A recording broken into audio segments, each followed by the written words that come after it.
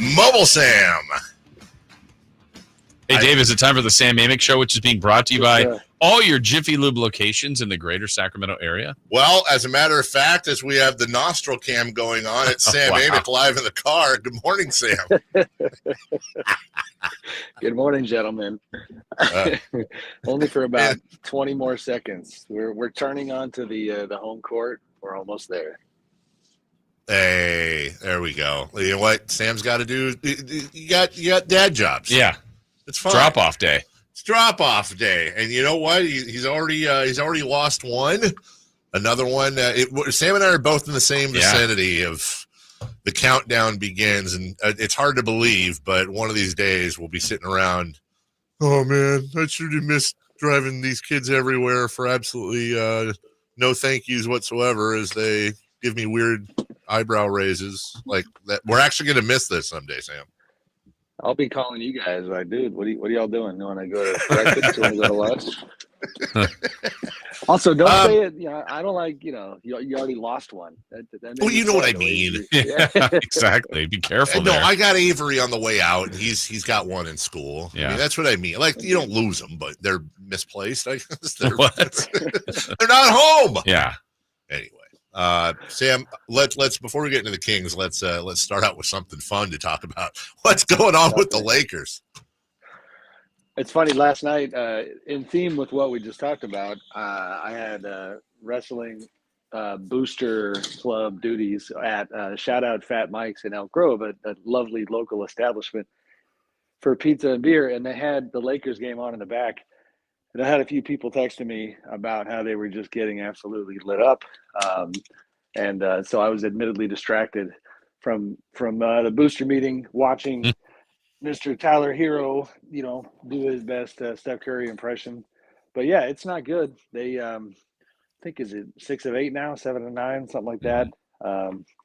JJ is, and I like JJ, but he's such a raw nerve from a personality standpoint that it's like, man, he was already kind of edgy even when they were playing well, and now to see like the JJ squirm when they are struggling from just an energy standpoint is something. So it doesn't seem like they are fraying, but the mood is bad, and they got a long ways to go, man. I mean, if this is who they are, then it's going to make the trade deadline pretty interesting.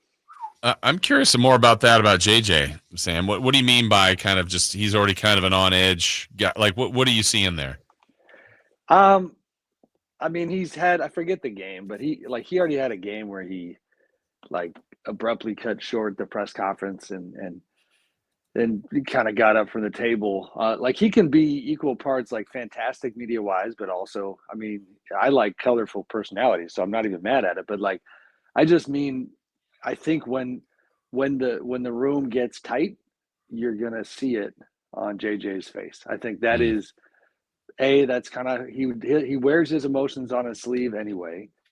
But then he's also, as smart as he is, he's never experienced being a head coach, and it's an insane existence, really. You know what I mean? And so I think he's even more transparent, maybe even not to play armchair psychologist, but against his will. Because he's never had to feel this kind of frustration and then immediately step in front of the cameras right away. So it's just a very different vibe than some of these veteran coaches who over the years have learned how to, not show their cards. Sam, one other team I want to ask you about that's got me really confused is the Milwaukee Bucks. We talked about them earlier in the year. 2-8 on November 10th after losing at home to Boston.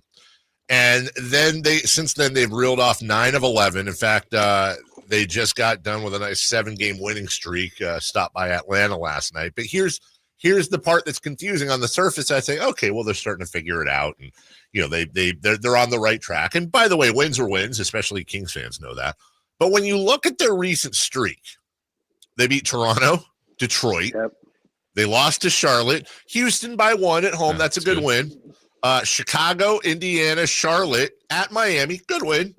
Yep. Washington, Detroit, and then at home to Atlanta by 15 last night. So, in your opinion, do you think they figured it out and turned the corner, or or based on that schedule we just talked about, are you still kind of waiting to see? Well, my friend, you should read this lovely story that's on The Athletic this morning. I did. Plug. What? I don't know. Is that what the bell is? Okay. That's the cowbell plug. Yeah, exactly. Got it. I don't know all your little gimmicks. It's a new sponsor. Crumble Cookies. Go ahead. Nice. I'll give you my address later. They can send it to me. Yeah. So I did a thing today that I've never kind of done. We basically called it the unpanic meter. We always write these stories about who should be reaching for the panic button.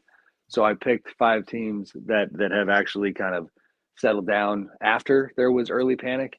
The Bucks led the story. To answer your question, it is confusing because the data, if you compartmentalize strength of schedule, they have been tremendous. Now, I will say, as a quick aside, Atlanta is actually good. Like, they are legitimately beating decent teams, and the Dyson Daniels, Jalen Johnson duo is fun to watch. Quinn Snyder has them playing well, but Giannis and Dame are between the two of them doing ridiculous things. The numbers are, unlike any other dynamic duo in the league. They still haven't had Chris Middleton. The ankle surgeries in the offseason, kind of a puzzling delay. Not puzzling. It's just Chris is not going to come back until he's ready. And so they still don't have a 3-time All-Star who's sitting on the sideline. I'm believing it, but the question becomes, like, you put out the early fire and you got people like me to stop talking about when is Giannis going to ask for a trade. Mm-hmm. But then did you convince people that you're ready to go take down the Celtics? Like, no, I don't think we're there yet. But I will say, in this age where Nikola Jokic is with good reason garnering so much of the MVP attention and just the spotlight because of how incredible he is, like, Giannis is still doing his thing, and he's right there in the MVP discussion. I know it's early, but Giannis has been ridiculous. His mid-range game has gotten better. He is legitimately attacking the rim at the kind of rate that's like Wilt Chamberlain-esque. So they're fun to watch, at least for the past 3 weeks. We'll see if they can continue. Sam, another team that ended up in your piece in The Athletic is a team the Kings face tonight, the Memphis Grizzlies. What do you see as why you included them? I mean, obviously the turnaround's been pretty nice. They won, I think, 6 of 7. What's going on right for the Grizz? Yeah, I mean, they started 2-3, and I don't have it in front of me. I think like 14-4 cents or something like that. What's crazy is, it's like, it was 5 teams, right? And of the 5, I found myself thinking, man, if I was a Grizzlies fan, I wouldn't actually really enjoy the analysis because it's not really that complimentary. It's more me admitting how confused I am by what Memphis is doing, and only because from a health standpoint, you think about the Grizzlies, you think about Ja Morant, Desmond Bane, Jaren Jackson Jr. That's who you think about. The 3 highest paid players on the team. I broke it down. It's like 57% of their payroll this season goes to those 3 guys. And those 3 guys have, I think, a grand total of 5 games played together this year. And I believe, I know in the last 4, they're 3-1. The point being that, like, they haven't had their guys, but they're still winning games with a bunch of dudes who, were mainstream fans probably haven't even heard of them. If you go back to, I think it's Halloween, which is a pretty significant sample size, like, guys, they have the best net rating in the league, number 1, like above Boston, above Cleveland, all these other teams. So it's not a negative analysis. It's just like a neutral analysis, almost. Like, kudos to them because, Dave, like you said, wins are wins. And they're just at, minimum trying to get back to the playoffs. In terms of who they are and what they're going to become, I don't know. I will add to that too, because I do find it so interesting. Ja Morant he's playing well. He was hurt, had a hip injury that he took after being a high flyer and coming down hard. He is changing. He told ESPN the other day that he's trying not to dunk anymore, which sounds crazy and honestly kind of sad because he's so entertaining. But I get it. Like, he's trying to do whatever he needs to do to stay on the court for them to win games. And that, that applies to dunking. That applies to the distribution of duties where his scoring is down a little bit, but his assists are up, so he's playing well. So yeah, they have a lot of layers to their program. Sam Amick joining us. All right, Kings time here. Interesting having you on today because if not for a victory over an extremely hot Houston Rockets team, Ime Udoka has that team humming. Steaming. Yes, yes, even. And they came in to say it wasn't just a win, Sam. It was the Rockets tried to get them physical. The Rockets tried to get in their heads, and the Kings out-rocketed the Rockets on their home floor. And instead of getting punked, they bullied the bullies. Shout out Zach Randolph. So even though the big picture with the Kings ain't great if you take the last month, but we're sitting here right now in this microcosm of things before tonight where it could change quickly, kind of on the edge of I don't know what the hell's going on with the Kings now. Who do they have tonight? Memphis. Yeah, Memphis. Yeah. Oh wow! All right, there we go. Yeah. I'm actually chasing the Rockets down the road to. They have the Warriors this evening, so that's where I'll be. Yeah, the Kings, man. It's not a good time, even with the Rockets win. It is incredible, and this applies to all teams. Just how, even if only for a few days, winning cures everything from an emotion, mood standpoint. But it's pretty tight in the building. I've been around, their group a fair amount lately, and it's just one of those kind of those kind of pulse checks where you just check in with different folks and say, how's everybody holding up? And it's like the answer is not good right now. So the Rockets game was big, like you said, Dave, and it wasn't a nail biter. It was impressive as could be. I mean, if only they could find somebody to come in for every game and piss De'Aaron Fox off, right. That would, I think, help. Because, by the way, his post-game podium media stuff was like some of the best of the season. And it kind of went under the radar. Like to hear, and I'll get back to your question, but like to hear Fox with that level of swagger talk about how, people don't talk S to me. And if they do, come along for the ride, like that's the energy that they're going to need out of their number one guy.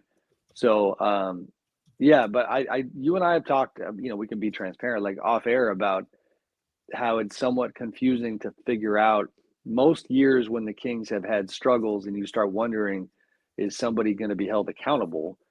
It's really obvious who that person will potentially be. But they just re-upped Mike Brown. When I talk to folks, they just kind of say, there's no way they're eating that money. If somebody gets panicky and wants to make a move, do they look at the front office? Do they just wait for the trade deadline? I don't know. But again, it all starts with the level of angst, and that level of angst was pretty high before that Houston game. So when we picked up, as you did, on Fox's postgame, and not just Fox, but Monk, who went to Kentucky, as you know, with him, also made some comments. Hey, when we love it when he gets locked in on that. And a big part of the theme of the show yesterday, Sam, was okay. We understand Kobe Bryant, Michael Jordan are aliens. Rest in peace, Kobe Bryant. And they're the way they were just psychos on the floor and off the floor, coming up with kind of like what Mike Brown said yesterday. He said Fox needs to manufacture ways to be pissed off. If there's some 6-year-old wearing a jersey that isn't his, take that as a slight and go out there and go crazy. And we talked about that at length yesterday too. Is De'Aaron Fox, as he is right now, wonderful player, max player, probable future Hall of Famer, great guy, all that stuff. Fox pissed off. I don't know what the ceiling is, but I said it. I said I think he's he's Dame Lillard with defense. I think that is his ceiling. And I love seeing that side of him, Sam, but at the same time I go, well, why can't we get that 70 games a year? You said you were going to play psychologist earlier. I mean, is it just maybe not humanly possible? Do we need a Draymond Green to poke him in the ear? Do we need to start calling him a terrible Call of Duty player publicly? What do we need to do to get De'Aaron this way? Because that's a different player. I'm trying to think of who a good comp is in terms of a guard who does play with that energy 70 games a year. Because the guys that I like, Giannis comes to mind. The guys who do just dominate every single night. It's the bigger guys, really, and then it's not necessarily you're asking for a level of energy out of a wing or a guard on both ends of the floor that I'm trying to think. Marcus Smart. I mean, sure. I'm reaching. That's just apples and oranges. Like we need like an elite player, not named Kobe from back in the day. Because I get your point, but I think it should also be said that that's rarefied air, and I don't even know who's bringing it in the league right now. Chris Paul had been that guy back in the day. Sorry, I just you got me going now. Chris Paul qualified back in the day. Yeah, maybe. I mean, just a different type of game. Because the thing with what I'm getting at is when De'Aaron gets pissed, I'm with you, man. It's so much fun to watch, but it's also like asking Sonic the Hedgehog to stay in the turbo mode all the time. Right. That's not how the video game works. You only get a couple of those boosts per turn. So, I guess related to that, I'm curious what your guys' opinions are here. Generally speaking, in terms of this season, and I don't mean to overgeneralize, but to me, De'Aaron Fox is not even remotely close to the problem. He has done his job, and the roster's not enough. Keegan Murray struggling is a massive factor. I feel like some fans have been talking about Fox disproportionately when that's not necessarily what I'm seeing.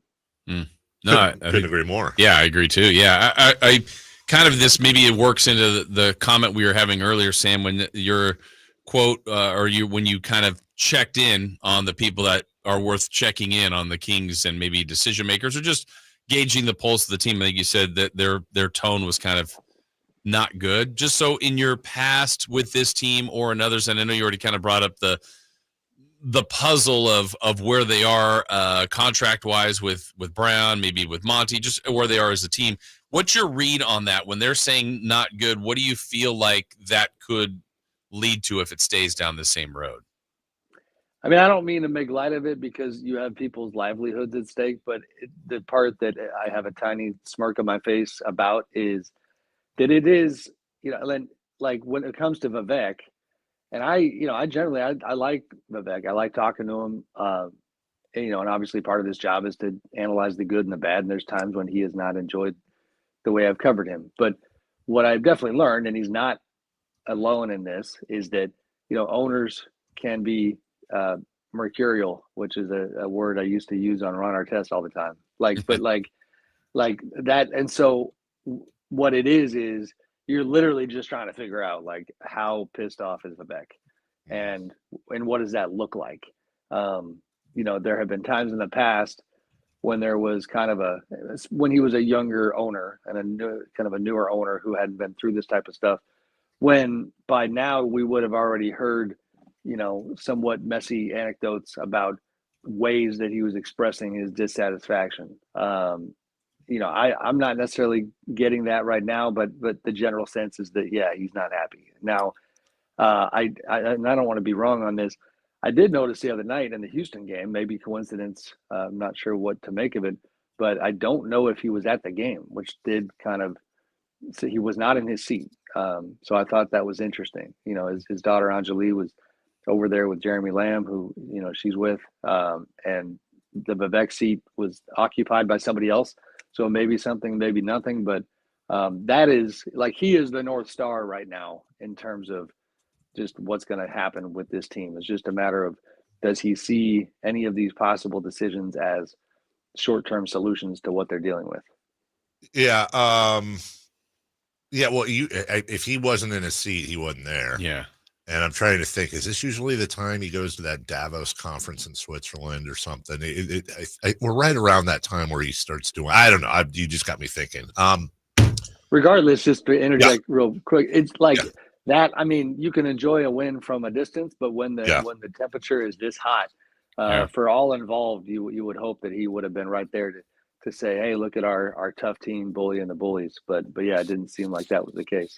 No, I think, and look, and you said people's, jobs and livelihoods, and I'm with you. And we always try to be transparent when you cover people, and you're better at this than I am, Sam. When you cover people and you actually like them personally, you have to kind of check yourself to make sure you're not holding back. And my love and affection for Monty McNair. I make it very clear how much I like him and how much I think he's smart and capable and good at his job, and is, as if not the most, to credit for this team being even, a 500 team, much less playoff sniffing. But to your point about Vivek and being mercurial, the politics I've spoken about on this show, but you and I have gotten very nerdy about this privately. The internal owner politics when it comes to paying multiple coaches. Mike Brown's extension, I believe, hasn't even kicked in yet, doesn't until next year. So if I'm moving odds up and down, I find it very unlikely, unless it was just a complete 17-game losing streak type of disaster, that Mike Brown would go. I think if you're I don't believe they should just personally let Monty go, but I think if you're making a case for a scapegoat, you have a front office that drafted a guy for a crowded backcourt who plays in the backcourt, who isn't even going to touch the floor until February or March at the earliest, and we still don't have clarity as to whether or not they knew the extent of his injury. And I don't even know which answer I think makes him look better or worse, if they did or didn't. Before the season, we talked about their lack of front court depth, and the fact that you literally grabbed a guy who was playing Call of Duty on the couch, probably not, and inserted him into your starting lineup off that couch, and Jay Crowder, speaks to the lack of depth on your team. So I think if you were to say Vivek's going to blow his lid if this team loses another 7 of 8 and someone's getting clipped, if I'm in Vegas right now, that's my favorite.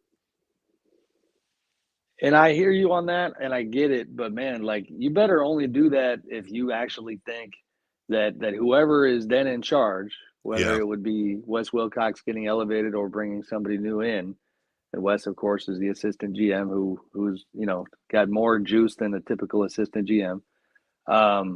Then you're only doing that because you think that person is going to pull off some Harry Potter stuff at the trade deadline. You know what I mean? Right. And I don't know why I said trade deadline that way. That was weird. That was a little weird. Kind of combined everything. Yeah, go ahead. I did. But because other than that, what I'm sitting here thinking about, guys, is you can't saunter into your summer league game with DeMar DeRozan and not like us blaring on the speakers, with Vivek and I think Monty was part of the cavalry at that point, and DeMar and his agent Aaron Goodwin, and have the whole energy be man, we added to what we had, and look at us. He seemed like a pretty happy owner with the front office back then, and that move, which they all agreed they wanted to do. There was no divisiveness when it comes to I think the coaching staff looked at it and just wanted to figure out how to make it work, but they were on board, and so you can't go from there to here and suddenly act like that kind of a move is going to fix what ails you, especially because if it's about getting the team in a better place, these players don't care who runs the front office. They do, but that does not, have the same type of seismic energy shift of a coaching change. And I'm certainly not advocating for that as an alternative, but I just think that would be a weird move. I think the general reaction around the league would be, oh, okay, so the GM who got you back to the playoffs, and who gave you a core that is underperforming right now, but that still, has a runway in front of it. Like always, maybe if you can tell me who they're bringing in, that would be part of the calculus. But yeah, I just don't see the sense in that, but it doesn't mean that you're not on point about the possibility of it happening. Well, I hope not. I love Monty, and I don't think he would deserve that. I'm with you 100%. You can't go from 0 to 100 because of 20-something games, but something. Hopefully, you also can't. Yep. I'm interrupting again. You also please. can't just part of what's going on here is like, yeah, the Devin Carter situation, the optics are bad. And then Dalton Connect is hitting threes like crazy down in Lakerland, and Jared McCain is doing his thing.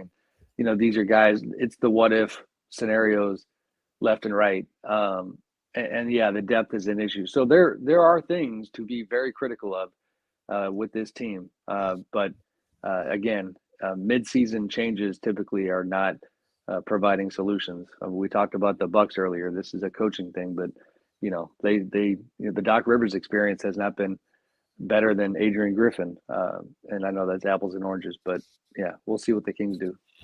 Sam Amick of The Athletic. Wonderful Kings coverage, wonderful NBA coverage. Sam, good to see you. Good to talk to you. And we'll see you in a week, my man. Take care. Thank you, gents. Thank you. That's Sam Amick. We'll take a break. When we come back, let's switch it up. Football